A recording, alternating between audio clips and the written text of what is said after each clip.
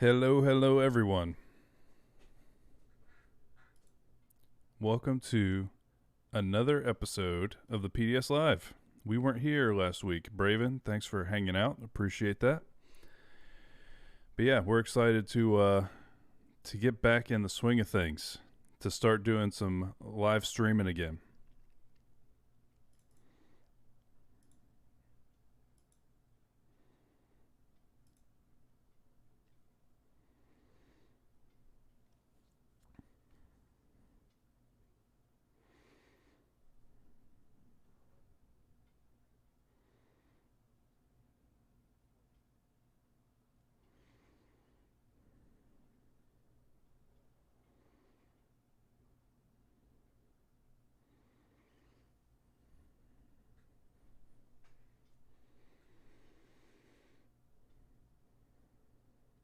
Yeah, no, he was it was I do wish we could have streamed it for you guys because just he's such a storyteller, and I got made fun of by my roommates because when I came out, they're like, "You were giggling a lot in there. What was happening?" And I was like, "I mean, he's funny. I don't know what to tell you."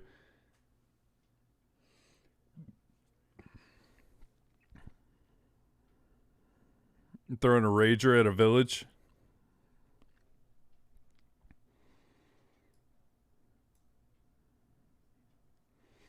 They threw a rager in a village in Korea and like took over the whole place, and like every single nightclub was just full of military guys. Twigs, Adam, thanks for joining. Oh, so question of the week. Did anybody have a phobia? Like a hard line phobia. I don't really like okay, first of all, I don't really like snakes.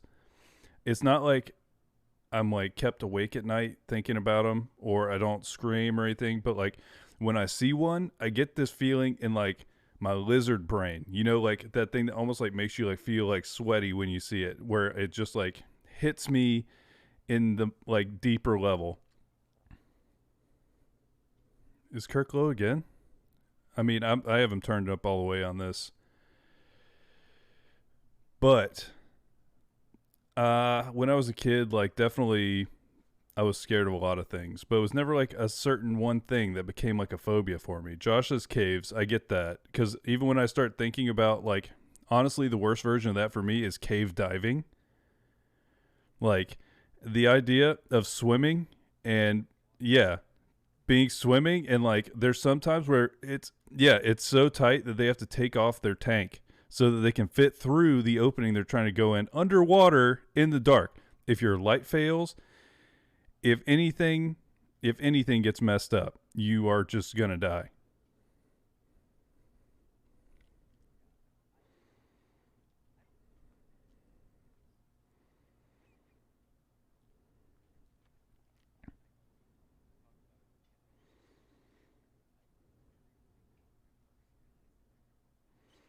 Yeah.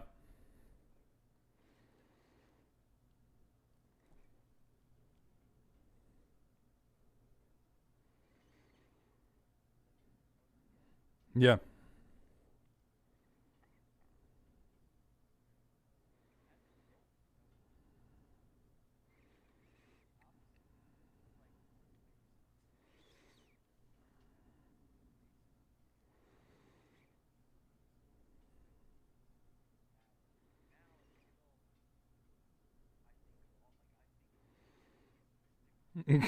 Life has done the ringer on you.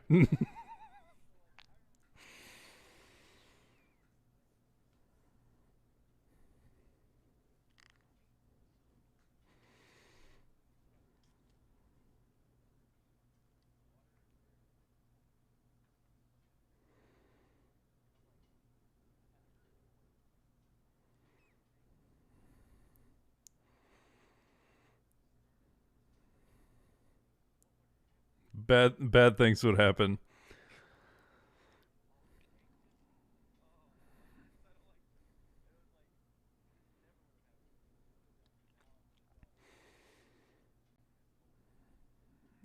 Yeah. No, and I see Adam saying scorpions.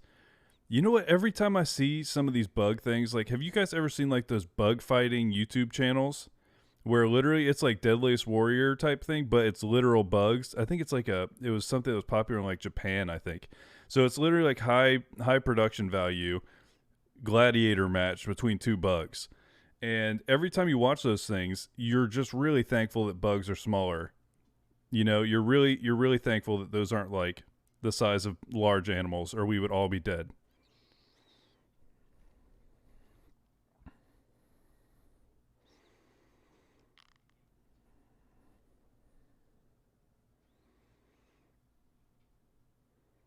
I am curious, and Twigs, if you're still in here, did you ever have any phobias? But yeah, no, like essentially, like when you start looking at like a scorpion, that looks like something that could be out of like a sci-fi book. Yeah, it really is. And I mean, the worst part. Okay, yeah, that that definitely makes sense. That sounds terrible. And I feel like that was a real thing in like the 90s and early 2000s. Is like that's how they would like kill people. Is just like wrap plastic around their face. Yeah,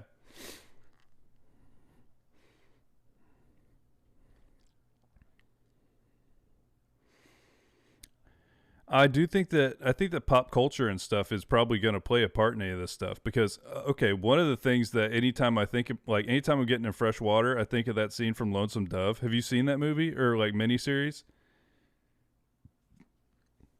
It's like a western miniseries. You know, it's like got Robert Duvall and Tommy Lee Jones. It's really great. But there's one scene where they're fording a river and a guy hits a water moccasin nest on his horse.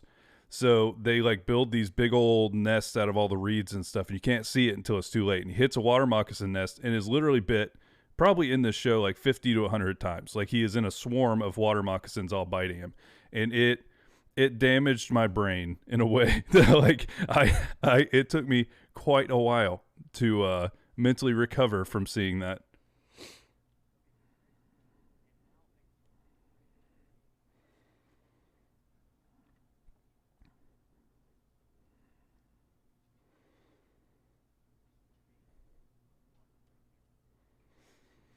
Even pools, man, it gets me in pools.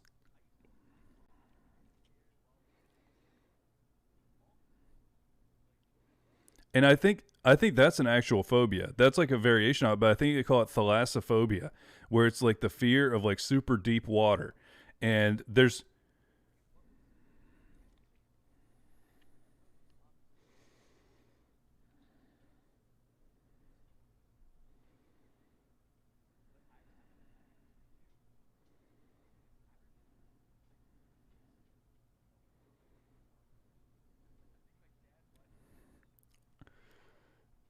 it's about like a killer whale.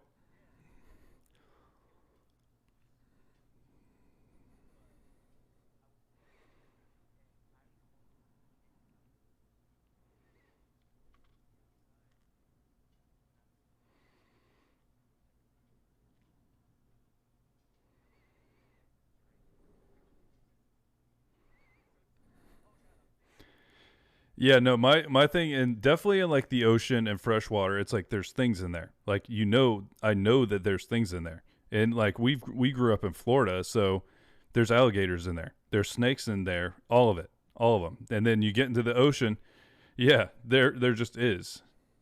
Oh yeah, that was a very memorable scene for me as well. Like, and also parasites are terrifying, like because you can just it just happens, you know, just from not cooking your chicken long enough, and that's all it takes.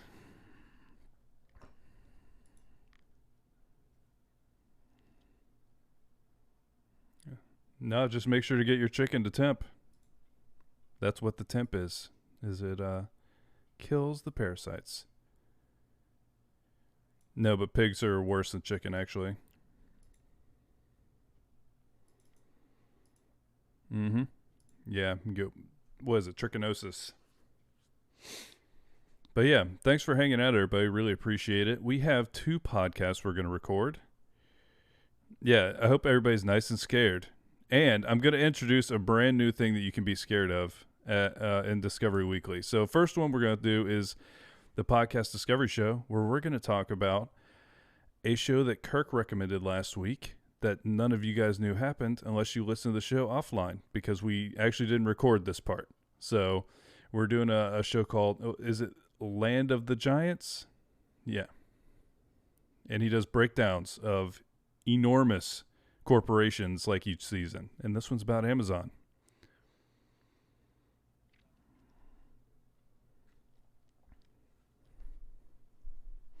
Should be good. Oh, yeah.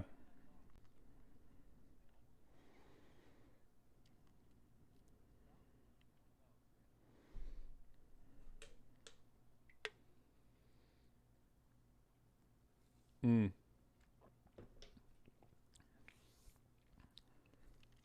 Mm-hmm.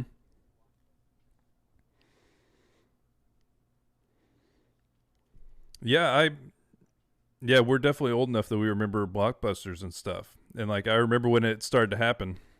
Yeah.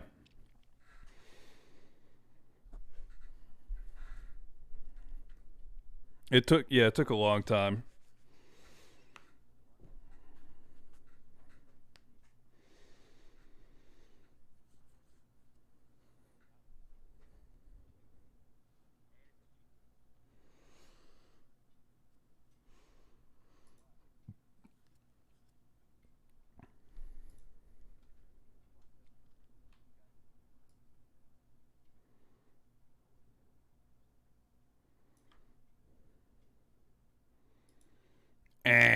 Wrong answer.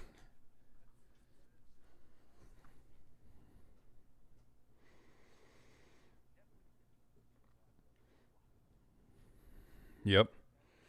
No, and I mean there was something special about that, about going to Blockbuster and not know what you wanted. I don't know. I've never gotten into like. I mean, you can it's definitely even a better experience doing that on Netflix. I should never do it the same way, but I guess it was because we were kids.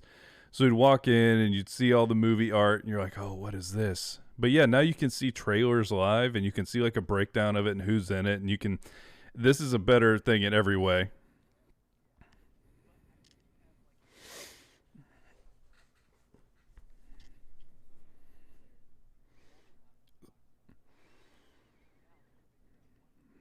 I mean, that's how I saw Asteroid Man. Is because like all the other movies I want to see were out, and I was like, "Hey, that's a superhero movie," and I watched it, and I loved it. Or yeah, I think it is. I think it is Meteor Man. It's not Eddie Murphy. It was much more low budget than that. Well, I think David Allen Greer was in it. Yeah, yeah, it definitely was. Yeah, he gets hit by a meteor. Spoiler alert. That's why he's Meteor Man. He got hit by a meteor.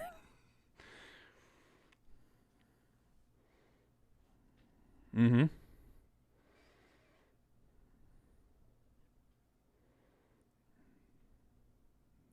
Yep. That was definitely a bit they did in that movie. It definitely had a smell. And that popcorn was not cheap. Yeah. No, I was never able to convince. It's like this bucket of corn is $40. Enjoy, everyone. No, it did tempt me every time, but I could never get my mom to buy me that stuff. She wouldn't get me any candies. She wouldn't get me any, because she'd be like, "I'm gonna get you discount version of this at Walmart, and you could shut up. You're not getting Mike and Ike's from Blockbuster."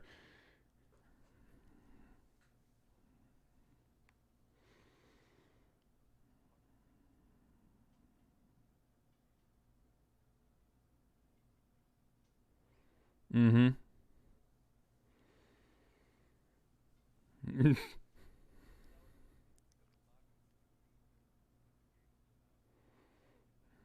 Yeah.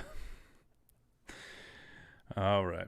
Well, everybody, thank you so much for hanging out. Yeah, we're gonna do the PDS first, and then we're gonna discover more stuff on Discovery Weekly, and then I believe the plan is to play some video games afterwards. So we're looking forward to a night of goofing off with all you guys. We appreciate you being here, and we're already recording so that I could fix the thing, and I already knew. But yeah, it'll probably be like 6 minutes before you start.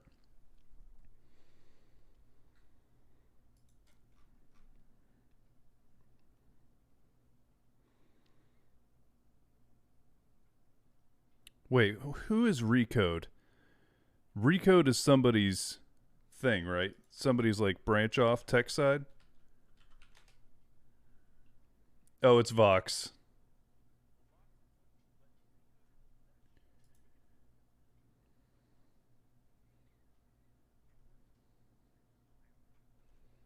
They have podcasts for sure.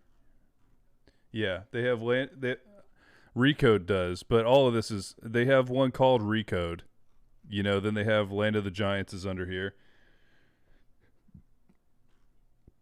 So yeah, it's like kind of like a sister corporation thing.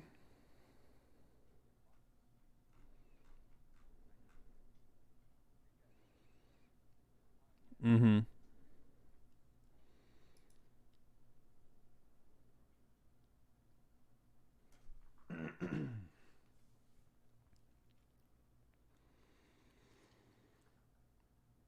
Yeah, it should be close enough. You'll see it.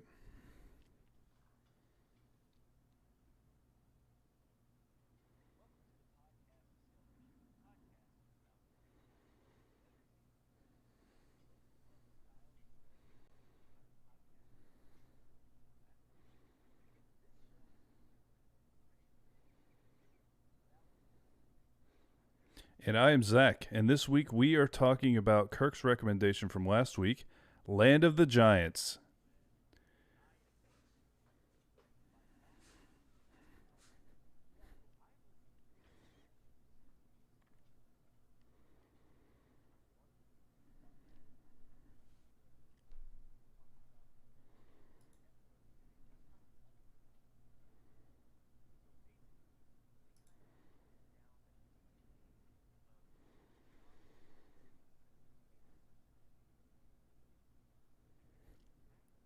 Yeah.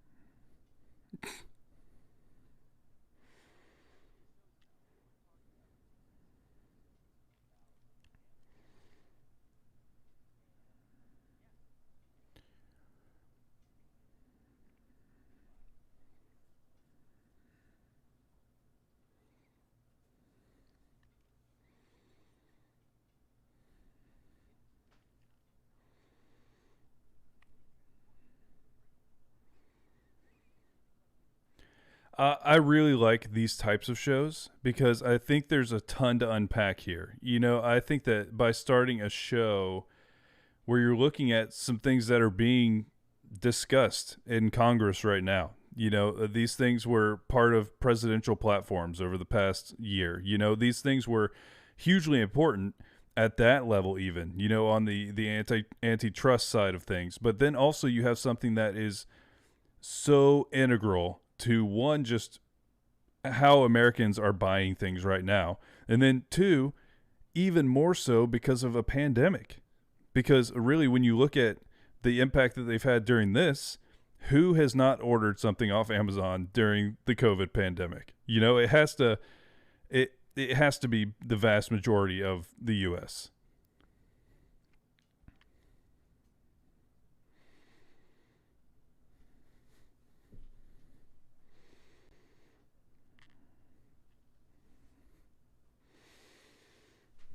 Mm-hmm.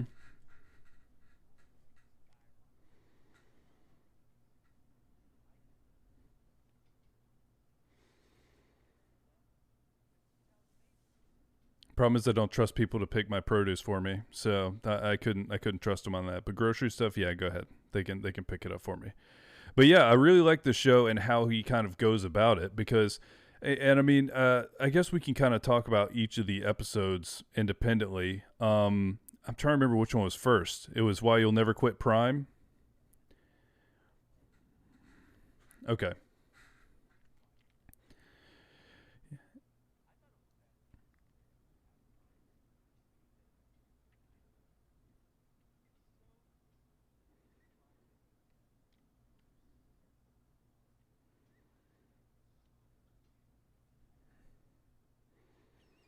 Yes. I got my first one for free. I looked this up after I listened to this because I was like, how long have I been subscribed to Amazon Prime at this point? But I got into Amazon Prime in school because they would give you the free subscription. Yeah. Yeah. No, I was in, I signed up. My first orders on Amazon Prime were for 2011. And it's essentially, I was getting it for free. I was like, hey, that's fine. I'll check this out. They didn't have a lot of the Prime Video and things like that. It was mostly just like free shipping and fast shipping. That's when I got in there, and I've never really stopped. You know, they've continued to make it like more and more worth it. I would say that probably every year I've also hit that place where I made enough orders that if I were to pay for shipping for all of them, I would break through what Prime was, and that doesn't even count streaming and all the other random stuff you can do on there.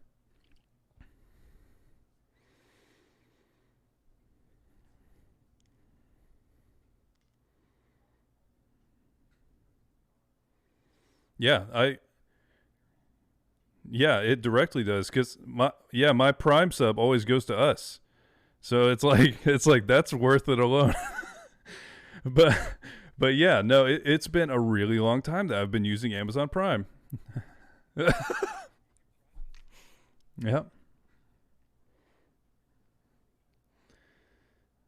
Yep. Yeah, exactly that. And we talked to Jeff, and he's like, you know what, that's fine, guys, you can go for that. But yeah, it's crazy to think about how popular this is now.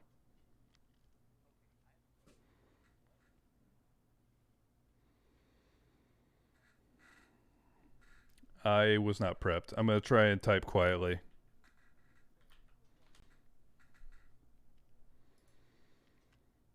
I'm trying to decide if this is gonna embarrass me by talking about it.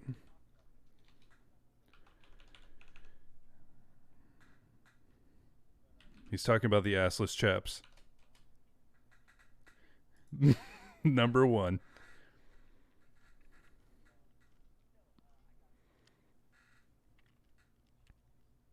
Mm-hmm.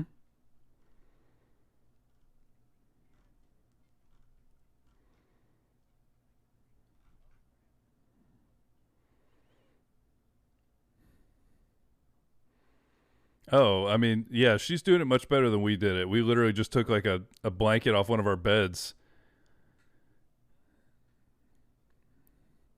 I mean, first of all, there is a chance that all the girls took it much more seriously than we did because there's 100% chance we're like, hey, a blanket will work, right? But they're like, no, this needs to look good.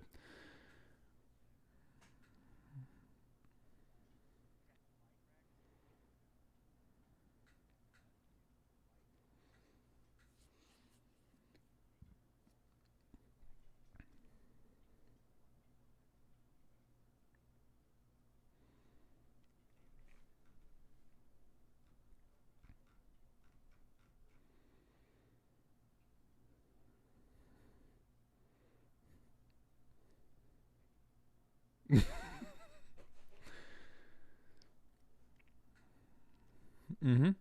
Yep. Yeah, most recent thing. Basically every year I just do all my Christmas shopping through here. So that was the big one was in December. Most recent thing was Breath of the Wild for Nintendo Switch. But yeah, no, I basically after Christmas I'm like, okay, now you settle down until you pay off because I usually do their little finance. That's the thing is like now they have Amazon credit cards and Amazon financing and all of this stuff. So it's like its own thing completely. So it's wild. But yeah, most recent thing, Breath of the Wild. Then before that, a lamp because I got a lamp for my bedside table that has a USB charger on it and is a touch lamp.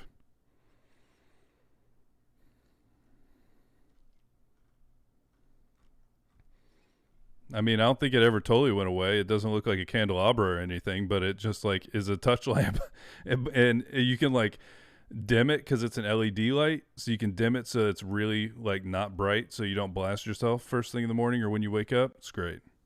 Highly recommended.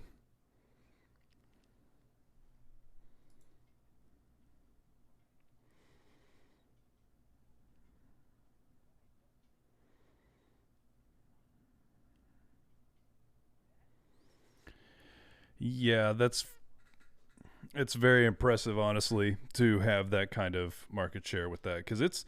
I mean, I guess it's the same as a streaming service. It's like $10 a month, or you can, no, I think it's like 12 or 13. No, it's cheaper than that yearly. Like I think it's 120 a year if you do it per month, and it's like 110 if you do it for the whole year, something like that. But the price has gone up like 4 times in a row, type thing. Because they said it started at 79, and I think that's probably my first one. Because as soon as, at some point, they kicked me off of my student email, and they're like, "No, you cannot be on this anymore for free." So then I signed up. Mm-hmm. Mm-hmm.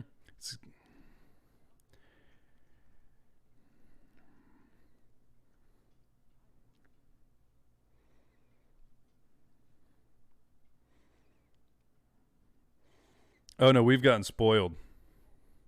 Amazon has ruined our brains because we're like, wait, I ordered this offline and it's not here tomorrow. What is this garbage? Terrible service. No, but like we also live very close to a couple Amazon fulfillment centers. So there's a lot of stuff you can get same day. You order it and they'll bring it to you just like, okay, here you go. So it's crazy the logistics they've built, and it's crazy how used to having Amazon and having Amazon Prime has gotten.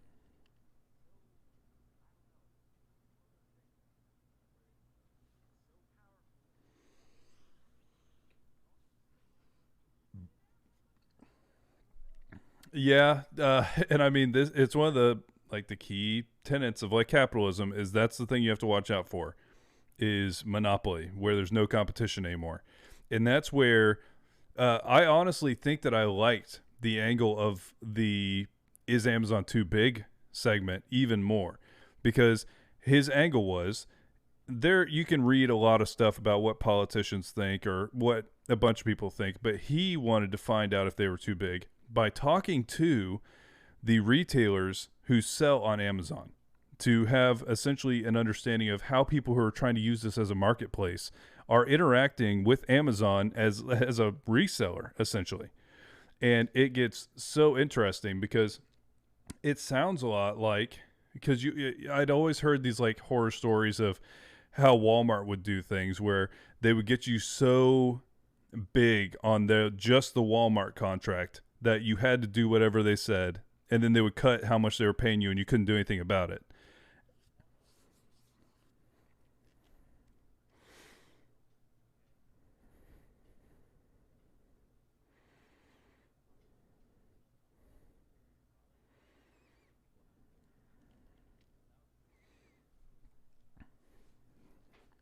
It's a lot of yogurt.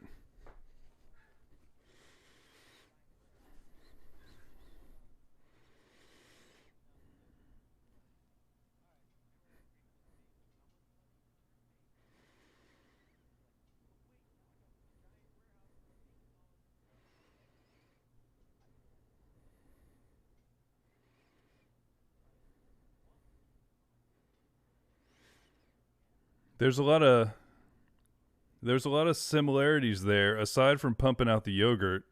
Um, I mean, I'm really glad you said it, but I don't know that necessarily you can sell yogurt very easily on Amazon, but similar. Oh yeah, no, I'm just saying it's similar, but no yogurt. Um, But there probably is. Why not? Yeah, I mean, you can get it from Whole Foods or something now. That's the thing. They've also bought Whole Foods, so yeah, no, and their basics line is definitely something that is talked about in this episode because they kind of start with somebody who is he was yeah, and he was skeptical to even have this conversation, and that kind of to me that tells you something. If you can't if you can't criticize the seller, that's potentially an issue.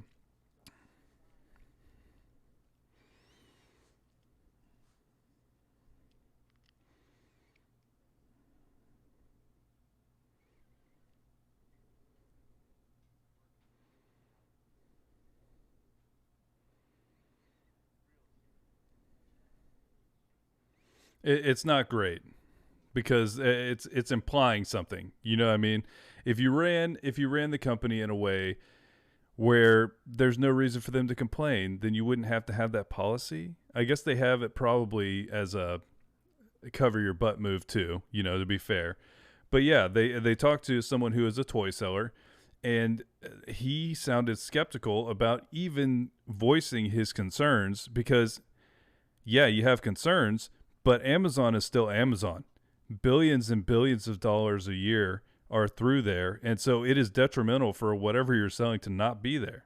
So it's crazy to hear that.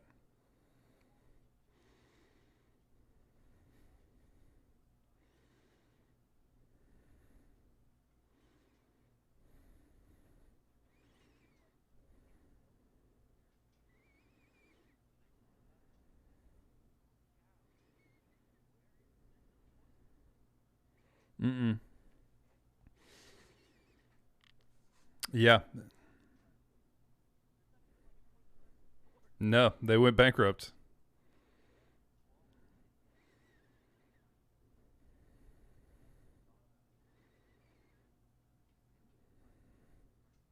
Yeah, yeah, no, but it really is crazy that I think that these are good questions to ask. You know, it's a good thing to explore whether they've gotten too big, and I just loved how he approached it because then he also talked to a rep from Samsonite, and this is on that kind of Amazon Basics line issue because Samsonite luggage has always been, I think, a pretty good like marketplace for people. I think that there's always been a lot of money in selling luggage. People are always getting new stuff. They're buying sets. It's pretty expensive. And the premise that he was talking about is they literally can rip your design and produce it cheaper. And maybe the most interesting thing for me to think about here is if this was pure exploitation, if they weren't at all concerned with losing all their vendors, they could see that you wanted to go to a Samsonite luggage, and they'd be like, you know what? We saw you wanted to go to Samsonite luggage, but look at this. It's exactly like this. It's so much cheaper, and we'll send it to you 5 days quicker. And they can essentially use the information that they've gathered from their retailers that they have on their service and actively go against them and ruin what they're doing. Mm-hmm.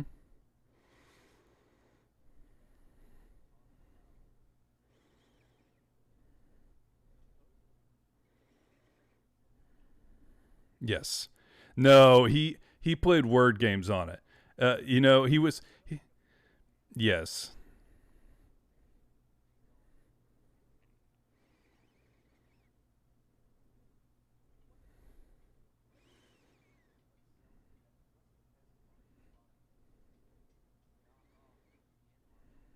Mm-hmm.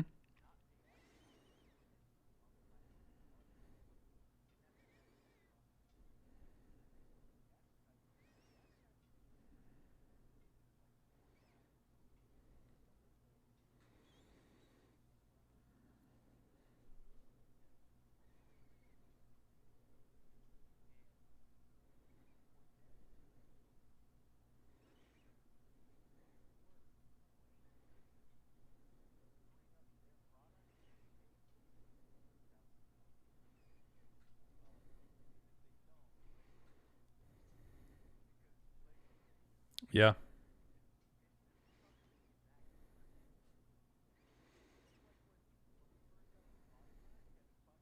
Mm-hmm.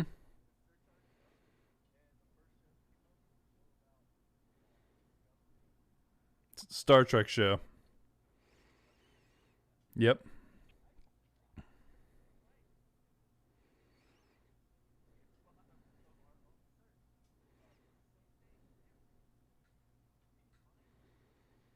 Yeah, and all of these things are just so interesting to think about because we all use Amazon all the time, and so it's just like understanding the inner workings of the devil we've done a deal with essentially here. And so because first of all, regardless of okay, there's things they're doing wrong, yes, fine, but the logistics they've created is mind blowing. Like they have essentially gone from being a college bookstore to being essentially UPS, FedEx, Walmart, Whole Foods, all of these things combined into one gigantic corporation that's international and just at a crazy level. So this is not going to be a conversation that ends soon. This is going to be a conversation that goes on for a long time because Amazon got much larger last year. So it's just, I loved the show. I loved how they approached everything, and you kind of get to learn while you're hearing like direct first person accounts of working with them. And I just thoroughly enjoyed the whole thing.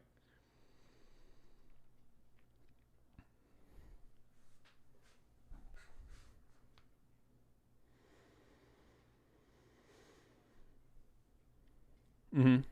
Yeah.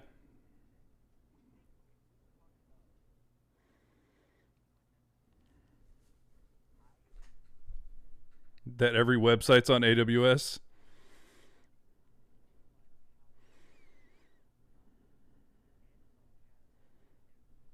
over the whole internet. No, and web hosting. The vast majority of things you go to are hosted on AWS.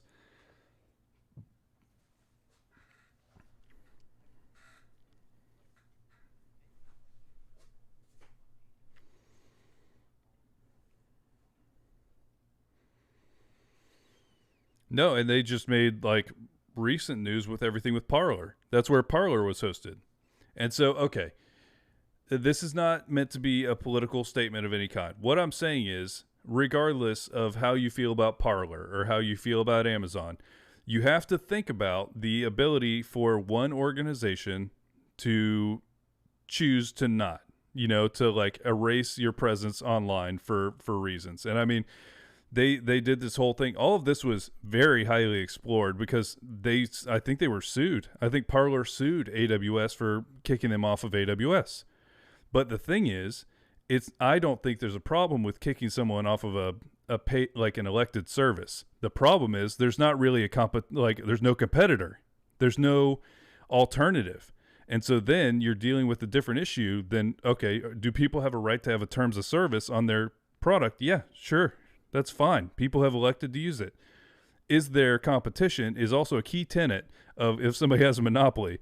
And there's not anything like AWS. So it's just we're in a new world dealing with new things. We have new problems that have never been explored at this level because when you think about just the impact that Amazon has with everything they do, well, we'll have to see, but it's in general, this podcast is great though. So if you'd like to learn more stuff about all of this stuff with Amazon and then dig into other huge corporations,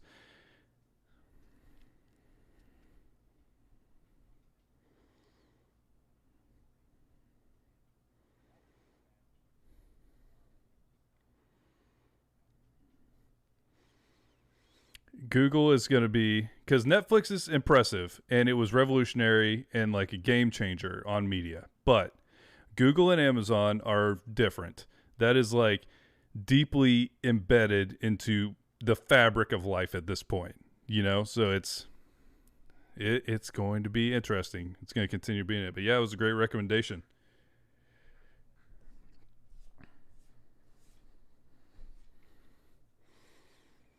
This is one that I think both you and I have circled around a little bit because this is one that it's a very popular show.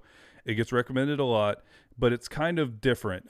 This week I'm going to recommend The Dollop, which is two comedians and one comedian comes in with an entire story about something amazing from history, and he tells it to his unsuspecting friend. And yeah, no, it definitely is like that, but it's funny. It's really funny. Okay, yeah, kind of definitely explicit, but yeah, it's definitely a history-ish podcast. Usually it's more like obscure stuff. So I'm trying to decide how much of this to even reveal to you. Okay, I'm going to just leave it fairly simple. This one is called Zooman Cy-Devry, and that's spelled Cydevry. And it is about an early 1900s zoo owner that was very early 1900s. And like he considered himself a scientist because he would punch a lion in the face. So just that's all I'll say about that. The story gets more and more ridiculous throughout. I've never really heard anything like this. I don't know how there's not like a fake movie about this guy, but I couldn't stop listening. It's really funny. You learn a ton about the weirdest, like his zoos are a little they're having complications in general about like how much should we have zoos and everything, and then you get to 1904 zoos. Like there's nothing good about that. Like we can have a conversation about how animals should be treated right now, and that's one thing. They were not having that conversation in 1904. They did not care. Like there was no cares at all. So it is a wild listen. This is one of the craziest stories I've heard about a person in a really long time. Zooman Cy-Devry. I mean, it's more like Tiger King. Yeah, it's more like Tiger King than it is like a superhero.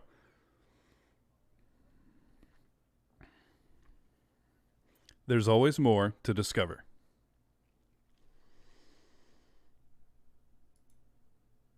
Okay, there's that one. I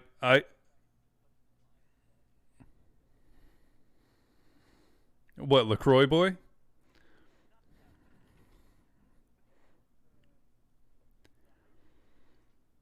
Oh, yeah, that like was it like an Italian like guy that makes weird electronic music? Yeah, the one I played when we were in Alabama and Andy lost it. You know what I'm talking about? Okay. Well, I think I need to take a quick restroom break, but if you're good, I'll just leave you up here. But I need to start recording this at some point, and it's going to drop everything. I'm going to have to BRB screen at some point to transition that. All right. All right, everybody. Thanks for hanging out. We will be right back.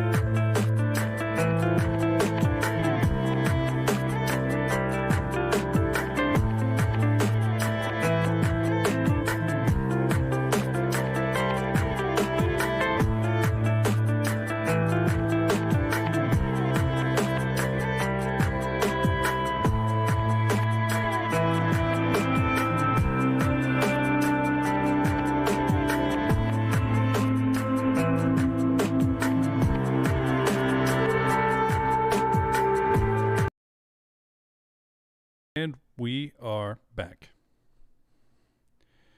We're here to discover more stuff.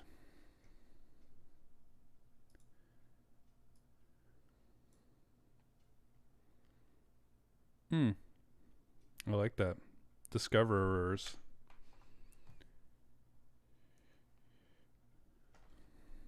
Okay. Well, I guess that we should ask chat first. Did anybody discover anything cool this week that we could feature in the episode? If anybody has any cool discoveries, we would be glad to talk about it. I think I got all of my stuff ready to go. Oh, I need your stuff.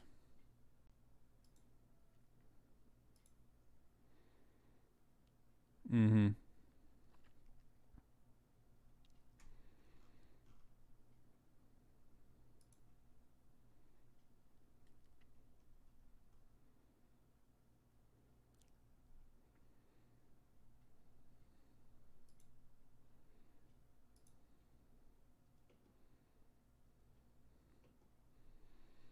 Yeah, we've been pretty busy. Yeah, no, I think it'll settle. We'll settle back in a little bit here. Okay, let's see. Billionaires. Okay.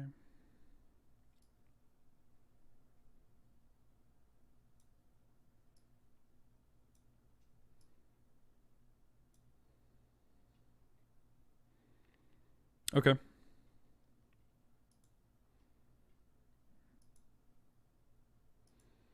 Okay. Well, I guess we are good to go.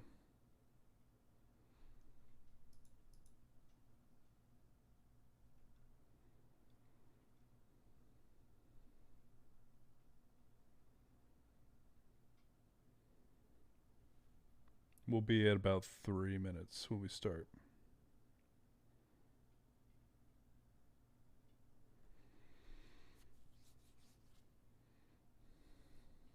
I guess I could play everybody something real quick because our friend, the amazing Miss Emily McVicker, sent us over something really cool this week. So I want you guys all to be able to check it out real quick before we get started. So if you've never been to Emily's channel, she always, when there's a raid, she does like a thank you song. And so she sent us over our thank you song because we usually like to go from when we're streaming. If she's on, we like to raid Emily. And every time she does it, me and Kirk are like, this is so awesome to have her like singing the name of our song or the name of our show.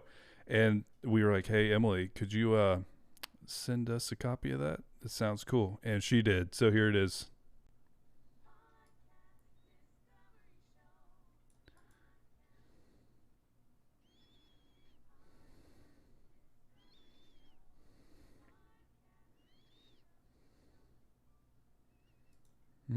So you're going to hear more later. You're going to hear more podcast discovery shows later. But yeah, shout out to Emily McVicker. She has a crazy channel that's amazing to watch.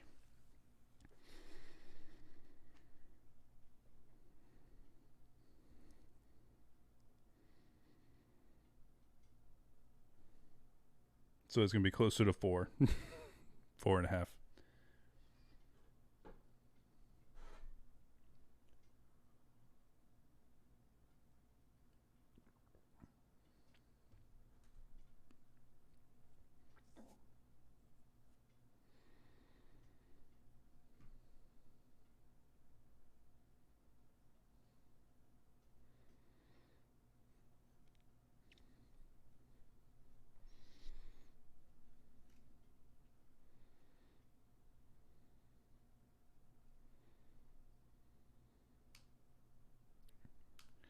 Yeah, and I mean it has been part of our regular programming for a long time now. Yeah,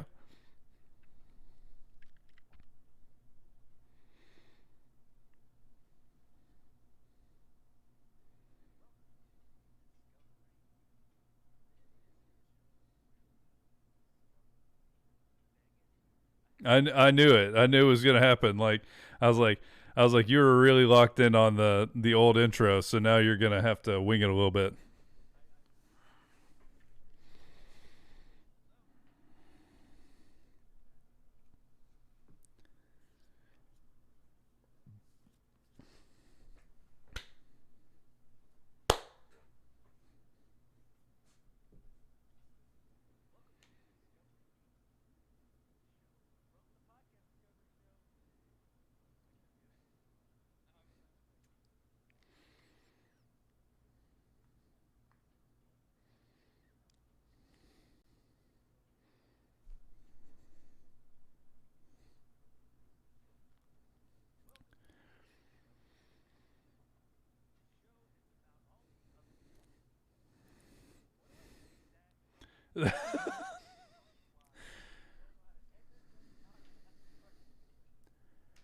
Yeah, no, I mean, I would just get hard, like away from everything you're doing. So it's like something like, "Welcome to Discovery Weekly, the show where we're always looking for new amazing things by discovering as much as we can throughout the week." I mean, I can do that too. Starting right now. Okay. Well, okay. Yeah, we'll see how this goes. I think we should leave this whole part in so people know the struggle that we've been in. Welcome to Discovery Weekly, a show where we just try to learn as much as we possibly can by discovering new things every week. I am Zach, and I discovered something terrifying this week. And it's the terrifying things that radiation can do to you. And not normal radiation that you understand in general or like have to be around sometimes. Space radiation. It's one of the main things that NASA JPL has to take into account that we never really think about, because literally long-term radiation in space is so deadly because the atmosphere saves us from so much of the radiation that's just free flowing in space. And so everything on the space shuttle is like coated in things that are reflective so that radiation's not getting in, but still over time radiation destroys every TV panel in there. And okay, here's where it gets really disturbing. There is radiation that goes through your head and hits your optic nerves and like makes your optic nerves fire. So people like see it like when it happens, usually like see flashes of light. And apparently this happened during the bombing of Hiroshima and Nagasaki as well. They described it as blind people saw flashes of light. And it's because the radiation literally goes through your head and hits your optic nerves and makes you see things. And so this is one of the main considerations for everything they're doing with space. First of all, quick aside, Perseverance made it, everybody. Perseverance is on Mars. I think they said it's like, there's pictures from Mars already coming back. It did it. It was an amazing thing. We're going to get tons of amazing footage coming from it. It's going to be great for a really long time. And I did, but I missed the actual like the landing time because I was watching it before when they were like counting down to it. But yeah, same. So they're thinking like 30 or 60 days they're going to do the first space flight on a foreign planet. So that's going to be the little helicopter that's right now in the kangaroo pouch of Perseverance, and eventually it's just going to jump out and fly. But yeah, so that's super exciting, something to keep an eye out for. But reading all this reminded me of this story I heard about where there was a guy who got the weirdest, I guess it's technically radiation, but it's so over my head that it's just crazy, but I'll just tell you about it. His name is Anatoly Brigorsky, and he is a Russian particle physicist, and he is famous because he got shot in the face by a high-energy proton beam. So I don't think it's something you can see. I think it probably just looks like light. And there was a failure of a piece of equipment, and he accidentally leaned through the beam. And he said that he saw a flash brighter than 1,000 suns, but didn't feel any pain. And it went through the back of his head.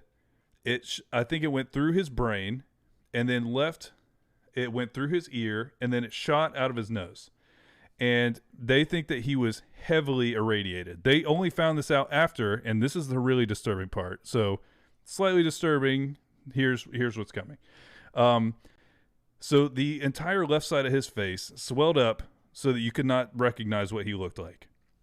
And then it all started to like peel to the point where you could see a hole that went straight through his face, through his head. And they thought for sure this guy was going to die. So the Russians took him to the hospital literally to monitor him dying because they're like, you cannot possibly survive this. Not only did he survive this, he survived. He completed his PhD.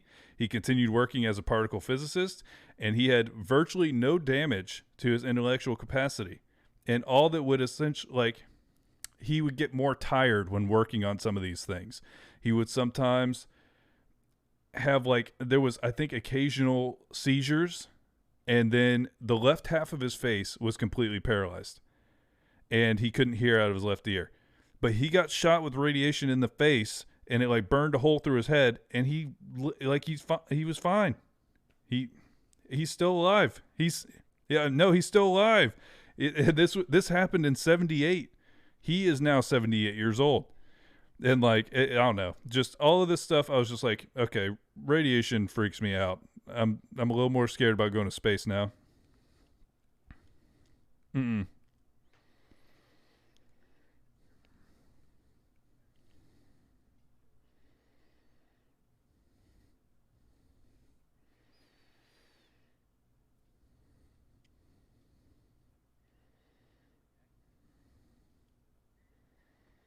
Yeah.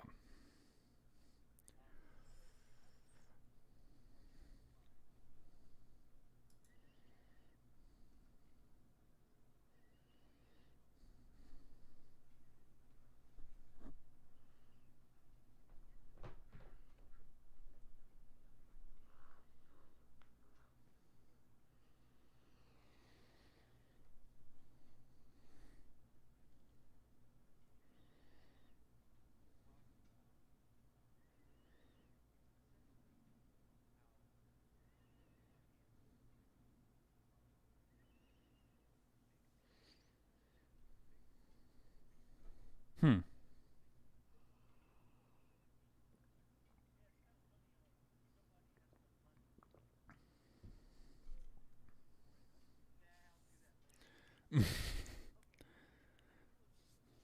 How like possible is that actually?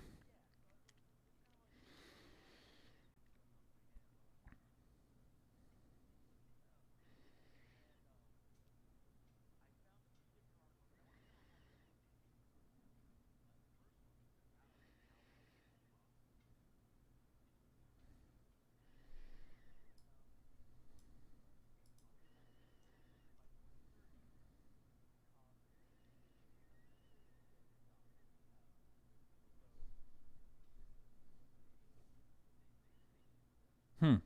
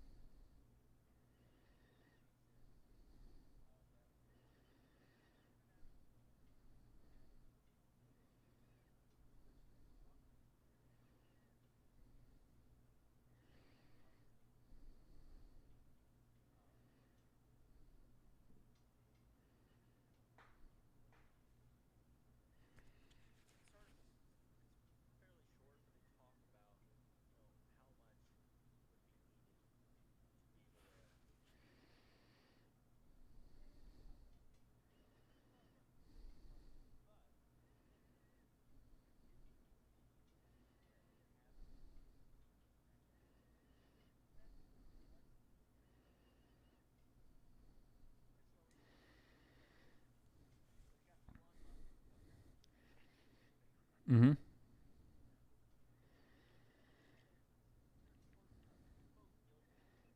No, big billions, multiple billions.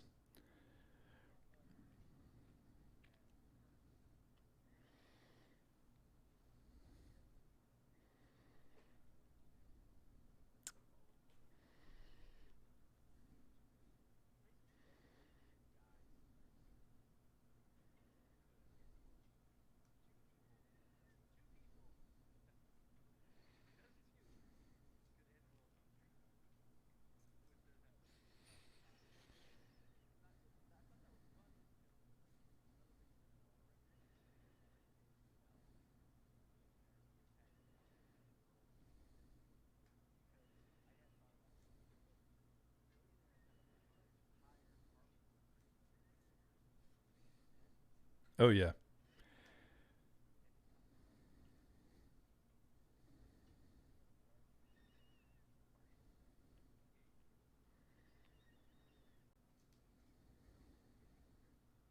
Mm-hmm. He's very rich.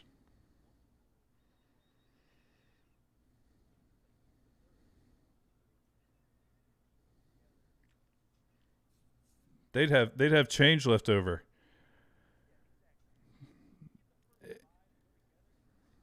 Yeah. No, they're still.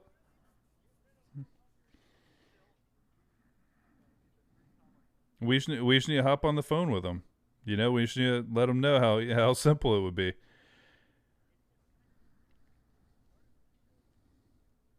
Yeah.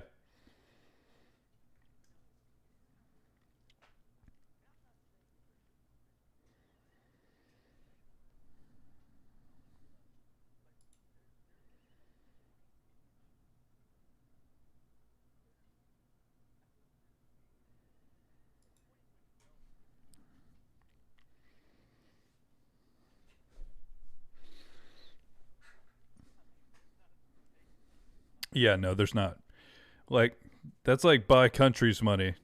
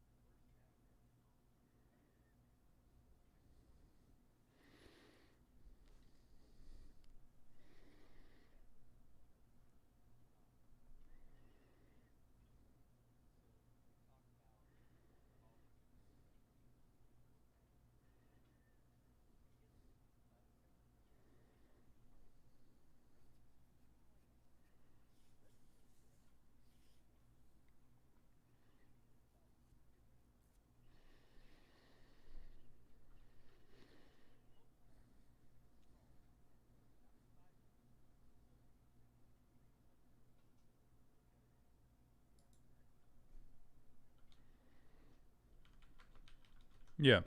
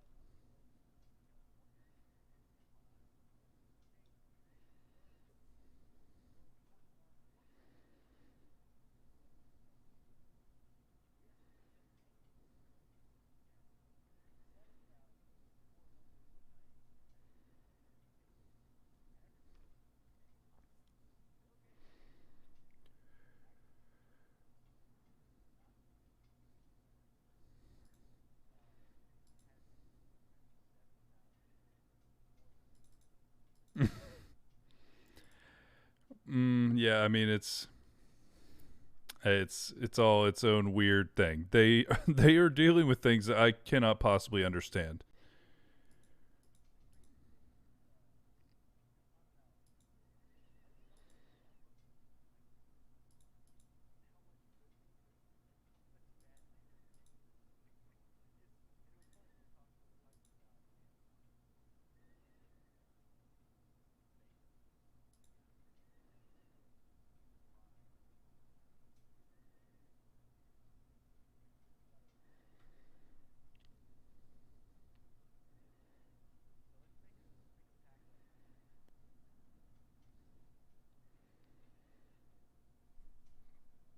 Done.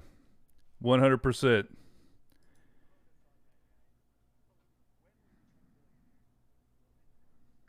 Yeah, done. All right, give me one quick second. I have a discovery that's this really cool, like, interactive world thing. And you can literally listen to radio stations anywhere in the world. But I want to see, I think that through Audacity, I can record what I'm hearing from that so you could plug it into the episode. Yep, that's going to work. Yeah, I'm gonna be able to record it right now with Audacity. Sweet. So I'm just gonna kick this thing live and we're gonna get back into it. So I discovered a really interesting kind of interactive tool so that you can hear what the radio sounds like in different places on the planet at any given time. So I'm actually gonna switch over the stream here so everybody can check this out because it's pretty cool, and we're all gonna listen to this shenanigans together. So basically, it starts like this, and you can see all of these. Oh, it's so loud. Now we're in Bermuda. I dig this one.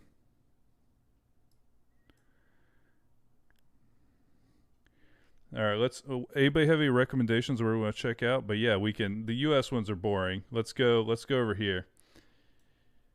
But yeah, then you can zoom in on this map, very detailed. Germany has a QuickBooks ad going on. Interesting.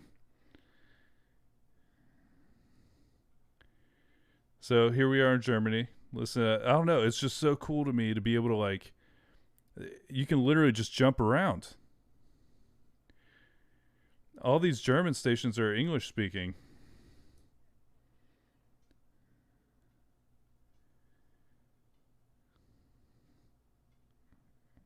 Maybe. Copenhagen. Ooh.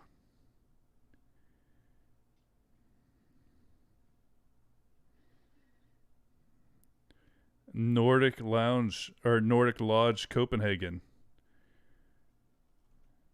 All right, we're gonna go somewhere more. Here we go. Russia. Russian hi-fi music.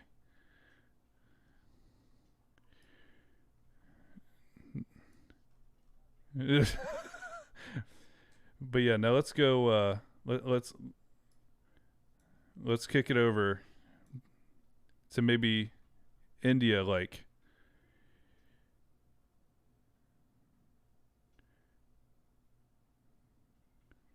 did they steal Biggie's line? Did you hear that? It sounded to me like they stole a riff from a Biggie song. And there's Bangladesh. It's interesting that there's so much English speaking ads on here. I'm guessing maybe it's through something else. Thailand.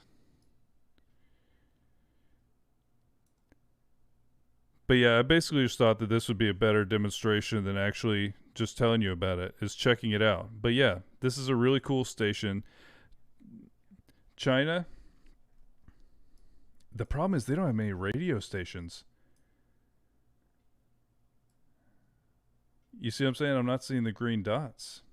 They're like in Russia. Mongolia. Because they don't want us listening to their radio. Let's try over here on the coast. No, that's still Russia. South Korea. So yeah, that sounds like how you would expect. Here's China. Found one.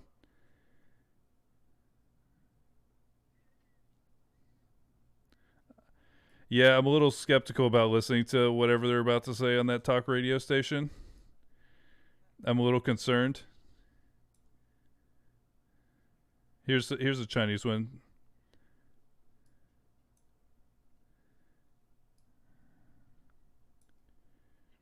It's Bangladesh. Let's see if we got one down here. This is Thailand.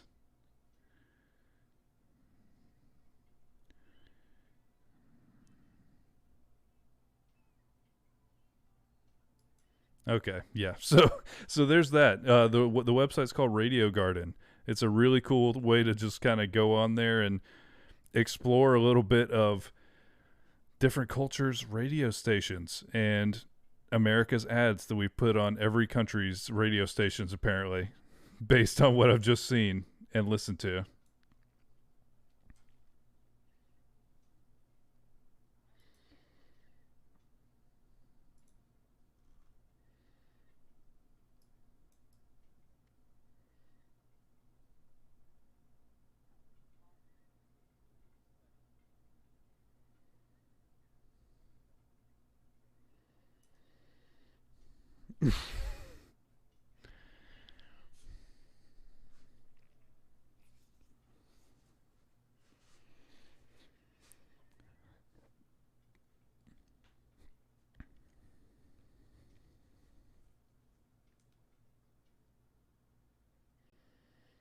Hamlet. These names.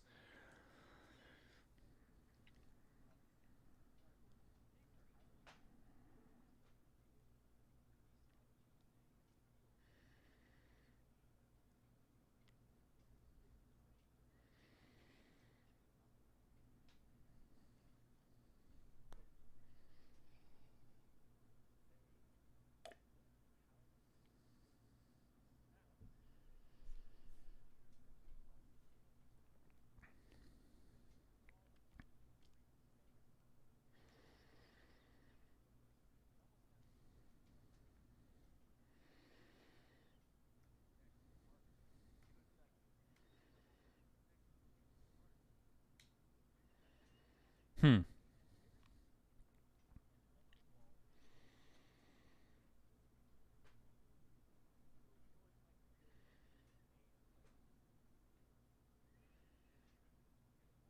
Hmm.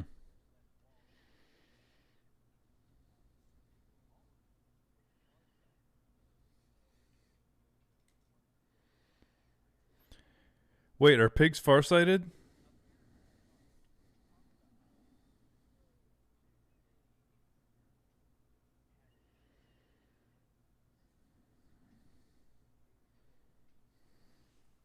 Hmm.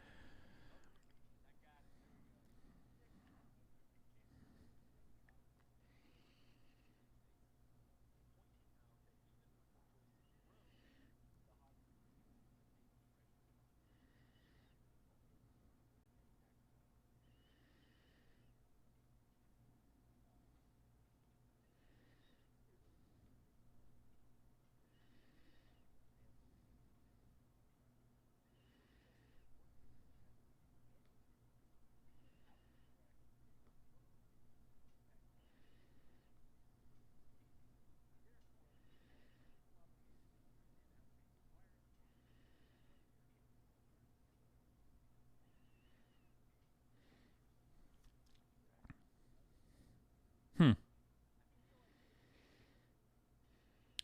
Uh, yeah, no, I mean, the more you learn about how pigs are, it's going to make it tougher and tougher for you because they are very smart.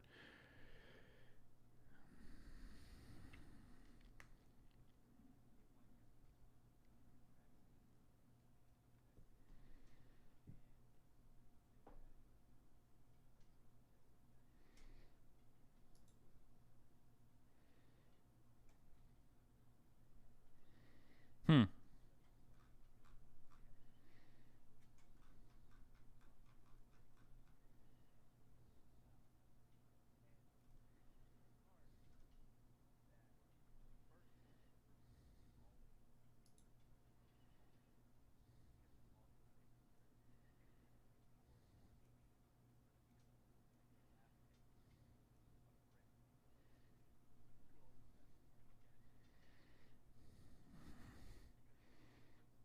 Yeah.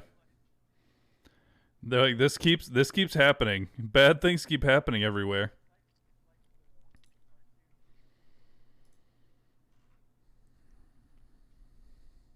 Yeah, that is 100% what it's like. But yeah, I discovered, and it was actually something we were just talking about on the back porch. Did you ever do the floating arm trick? Okay, so for anybody who hasn't done this before, it's very easy to try this out. What you do is you stand in a doorway, or a hallway. You just need something on both sides of you, like symmetrically. And you stand there, you look straight ahead into the room, you lift both arms like out to your side until the backs of your hands are pressed against the door frame, and then essentially you can do like you'll figure out a place where you can do this. But as soon as you hit the both of the back of your hands and are pressing it against the doorway, you stay there for a minute. So you count slowly to 60, and then when you stop pushing, like you stop at the end and step through the doorway and then relax, and your arms will subconsciously just go up. And this is a just this weird response because I remembered this happening in school. This was something that was like, I think so, because it's essentially tricking your brain, because your brain, it's very good. It's kind of like olfactory burnout in the sense where if it's doing something constantly, it gets used to it. So then when you stop, it's still kind of running on autopilot. And so you have this little moment in between. So I just wanted to throw out a little fun thing that people could try out to see science in action. You should do that to Mason and maybe record it because his mind is going to be blown when he does it. Yeah, it should be really good. I have one more little bonus. I saw this trailer for a documentary on Netflix, and it's called My Octopus Teacher. And while it sounds weird, it's not. Because what it is there's a guy who I think that he was kind of going through a stressful time in his life, and he went out to the ocean and he would just go free diving, so snorkeling instead of like he wasn't scuba diving or anything. And he started going to coral reefs and he met an octopus there and he had like an interaction with it because octopus are very, very smart animals too. They do crazy stuff. And for some reason he decided after having that encounter with it to go back constantly. And so he went back every day for like 100 days and interacted with an octopus. And like, so it's this really cool thing about like animal intelligence, and like, it's obviously beautiful because they're in like a coral reef and you're seeing all of this. It looks really good. I haven't watched the movie yet, but I've seen the trailer and it looks really good.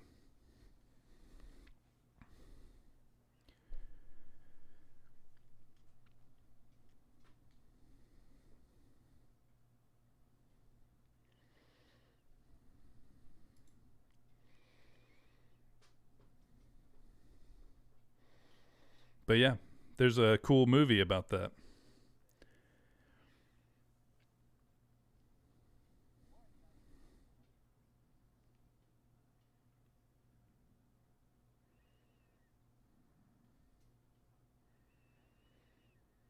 Bye bye, everybody. Thanks for listening. All right. Yes, it's really easy. Yeah. No, I liked it better when you were trying to think up a catchphrase on the fly and ended up just turning into your brain having a panic attack on live air. But yeah, now it is time for video game time. So we need to like make some kind of a horn that's like a Avengers Assemble horn for yeah, a shofar. That would work. That would be extremely impressive. But yeah, now it's time for playing some video games together. So thanks to everybody so much for checking out the show. If you'd like to see other episodes, they're on whatever you, if you've ever listened to a podcast, whatever you listen to it on, we're probably on there. And we have old terrible episodes if you'd like to go hear that and laugh. That's also available to you. But yeah, thanks so much for checking it out. We're going to go be right back for just 1 second, but then it's time to play some games. So thanks so much for tuning into our recording this week. It's really fun every time we get to do it.